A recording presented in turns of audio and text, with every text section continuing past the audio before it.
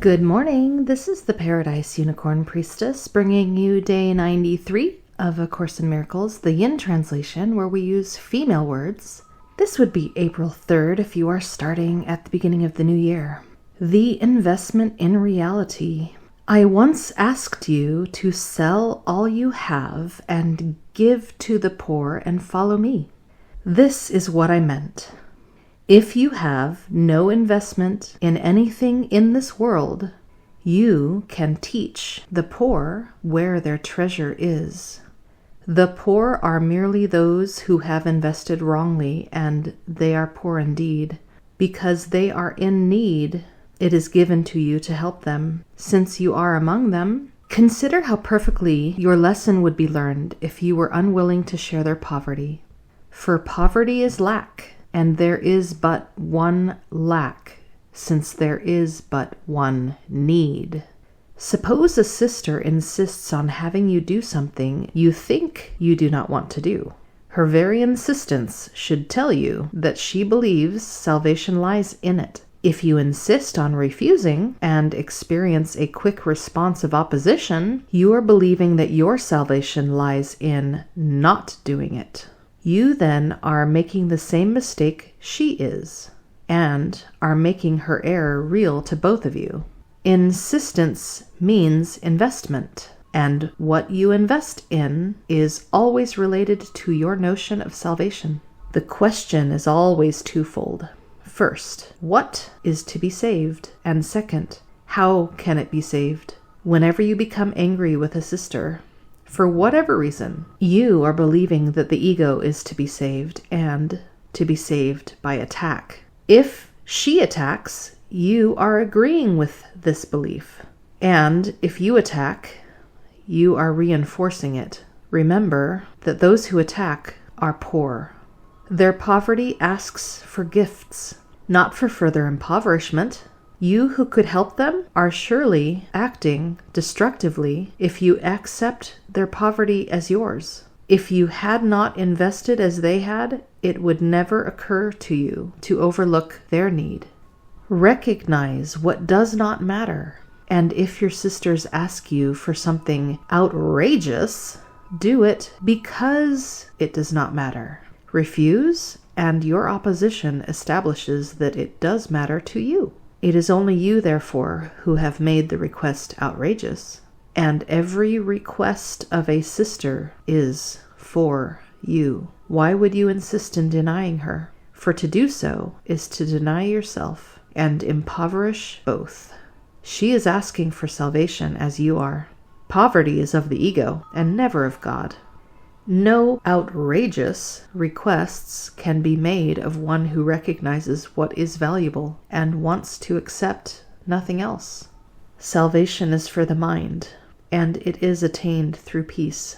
This is the only thing that can be saved, and the only way to save it. Any response other than love arises from a confusion about the what and the how of salvation, and this is the only answer. Never lose sight of this, and never allow yourself to believe, even for an instant, that there is another answer. For you will surely place yourself among the poor, who do not understand that they dwell in abundance and that salvation is come. To identify with the ego is to attack yourself and make yourself poor. That is why everyone who identifies with the ego feels deprived. What she experiences then is depression or anger because what she did was to exchange self-love for self-hate, making her afraid of herself. She does not realize this. Even if she is fully aware of anxiety, she does not perceive its source as her own ego identification, and she always tries to handle it by making some sort of insane arrangement with the world. She always perceives this world as outside herself, for this is crucial to her adjustment. She does not realize that she makes this world, for there is no world outside of her. Only if the loving thoughts of God's child are the world's reality, the real world must be in her mind. Her insane thoughts, too, must be in her mind. But an internal conflict of this magnitude she cannot tolerate. A split mind is endangered, and the recognition that it encompasses completely opposed thoughts within itself is intolerable. Therefore, the mind projects the split, not the reality. Everything you perceive as the outside world is merely your attempt to maintain your ego identification, for everyone believes that identification is salvation. Yet consider what has happened, for thoughts do have consequences to the thinker. You have become at odds with the world as you perceive it, because you think it is antagonistic to you. This is a necessary consequence of what you have done. You have projected outward what is antagonistic to what is inward, and therefore you would have to perceive it this way. That is why you must realize that your hatred is in your mind and not outside it before you can get rid of it, and why you must get rid of it before you can perceive the world as it really is. I said before that God so loved the world that she gave it to her only begotten child. God does love the real world, and those who perceive its reality cannot see the world of death. For death is not of the real world, in which everything reflects the eternal. God gave you the real world in exchange for the one you made out of your split mind, and which is the symbol of death. For if you could really separate yourself from the mind of God, you would die. The world you perceive is a world of separation. Perhaps you are willing to accept even death to deny your mother, yet she would not have it so, and so it is not so. You still cannot will against her, and that is why you have no control over the world you made. It is not a world of will, because it is governed by the desire to be unlike God, and this desire is not will. The world you made is therefore totally chaotic, governed by arbitrary and senseless laws, and without meaning of any kind. For it is made out of what you do not want, projected from your mind because you are afraid of it. Yet this world is only in the mind of its maker, along with her real salvation. Do not believe it is outside of yourself, for only by recognizing where it is will you gain control over it. For you do have control over your mind, since the mind is the mechanism of decision. If you will recognize that all the attack you perceive is in your own mind and nowhere else, you will at last have placed its source, and where it begins it must end. For in this same place also lies salvation. The altar of God where Christ abideth is there. You have defiled the altar, but not the world. Yet Christ has placed the atonement on the altar for you. Bring your perceptions of the world to this altar, for it is the altar to truth. There you will see your vision changed, and there you will learn to see truly. From this place where God and her child dwell in peace, and where you are welcome, you will look out in peace and behold the world truly. Yet to find the place, you must relinquish your investment in the world as you project it, allowing the Holy Spirit to extend the real world to you from the altar of God. A Course in Miracles says some very radical things. It is pretty radical for it to suggest that whatever is asked of you, you are best off giving it. One might say, what about abusive situations? Well, I suppose when the mob said that they wanted to crucify Jesus, Jesus said, okay, because that's what you do when you're not invested in what they think is a big deal. What if it wasn't a big deal for that person who went through it? That person that we think of as being Jesus. Now, if all that we think of as reality is a dream, and if we are having a nightmare, the dream can change unexpectedly, can it not? But usually, when a person is having a nightmare, it's going to get worse, not better. At least that seems to be the trend when it comes to dreams that we think of as dreams. And there's such a powerful thing in the lucid dream when you have the waking up within the dream and realizing it is a dream and it's not real and it can be changed. When you wake up from having a nightmare and you have this feeling of, man, why does my subconscious mind hate me so much? There is a reason underlying why that dream came up into the mind. That is the thing to be healed.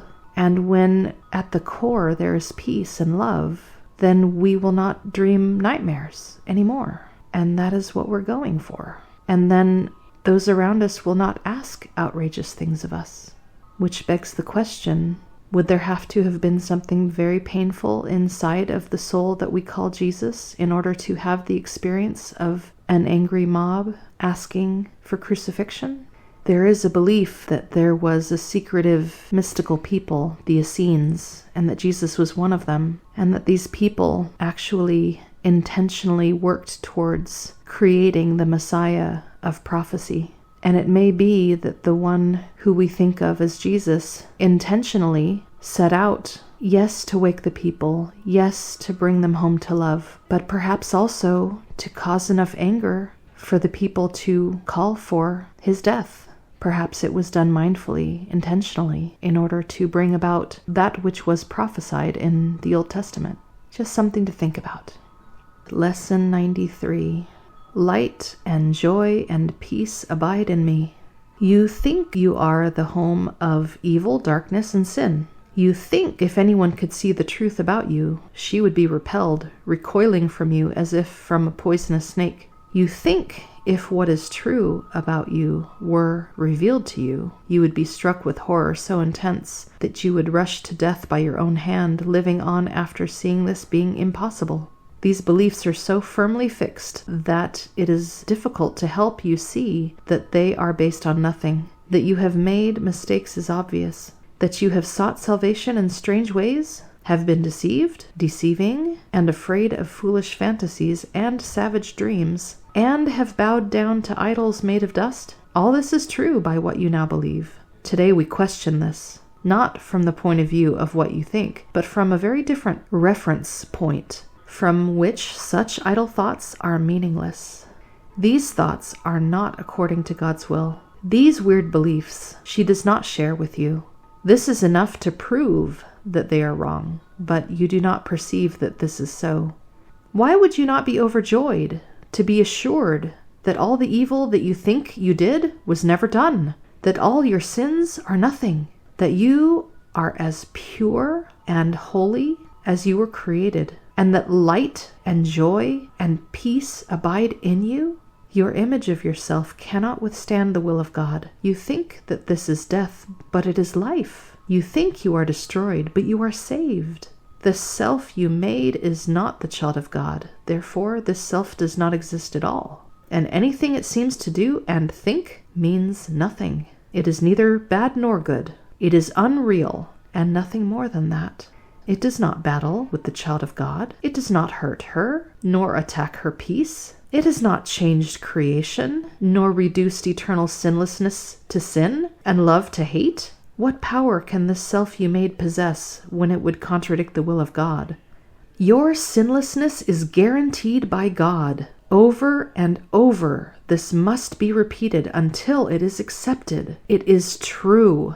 Your sinlessness is guaranteed by God. Nothing can touch it or change what God created as eternal. The self you made, evil and full of sin, is meaningless. Your sinlessness is guaranteed by God, and light and joy and peace abide in you. Salvation requires the acceptance of but one thought. You are as God created you, not what you made of yourself. Whatever evil you may think you did, you are as God created you. Whatever mistakes you made, the truth about you is unchanged. Creation is eternal and unalterable. Your sinlessness is guaranteed by God. You are and will forever be exactly as you were created. Light and joy and peace abide in you because God put them there. In our longer exercise periods today, which would be most profitable if done for the first 5 minutes of every waking hour, begin by stating the truth about your creation. Light and joy and peace abide in me. My sinlessness is guaranteed by God. Then put away your foolish self-images and spend the rest of the practice period in trying to experience what God has given you. in trying to experience what God has given you in place of what you have decreed for yourself. You are what God created, or what you made. One self is true, the other is not there. Try to experience the unity of your one self. Try to appreciate its holiness and the love from which it was created. Try not to interfere with the self which God created as you by hiding its majesty behind the tiny idols of evil and sinfulness you have made to replace it. Let it come into its own. Here you are. This is you. And light and joy and peace abide in you, because this is so. You may not be willing or even able to use the first 5 minutes of each hour for these exercises. Try, however, to do so when you can. At least remember to repeat these thoughts each hour. Light and joy and peace abide in me. My sinlessness is guaranteed by God. Then try to devote at least a minute or so to closing your eyes and realizing that this is a statement of the truth about you. If a situation arises that seems to be disturbing, quickly dispel the illusion of fear by repeating these thoughts again. Should you be tempted to become angry with someone, tell her silently, light and joy and peace abide in you. Your sinlessness is guaranteed by God. You can do much for the world's salvation today. You can do much today to bring you closer to the part in salvation that God has assigned to you. And you can do much today to bring the conviction to your mind that the idea for the day is true indeed. All of these messages are reciprocal, dear listener. It is true for you. It is true for me. It is true for everyone and every particle of reality. We are one. Happy practicing.